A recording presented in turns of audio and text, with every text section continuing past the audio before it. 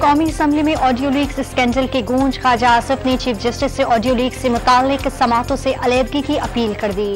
IG Punjab Usman Anwar ने जेलों में कैद PTI की खवातीन कारकुनान से मुतालिक बयानात मुस्तरद कर दिए। अवाम से सोशल मीडिया की गुमराह कुन अफवाहों से गुरहेज की अपील। 9 मई के पुरतशद्दुद वाकयात की तहकीकात। इमरान खान GIT के सामने पेश नहीं हुए। वकला के जरिए तहरीरी जवाब भिजवा दिया गया। रहनुमा PTI शहरियार आफरीदी रिहा होते ही दोबारा गिरफ्तार। साबिक वजीर को अडियाला जेल में एक बार फिर 15 रोज के लिए नजरबंद कर दिया गया।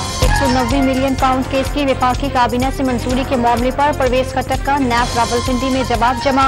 डील में कोई किरदार नहीं था, न ही वफाकी काबीना को एतमाद में लिया गया। तहरीरी जवाब।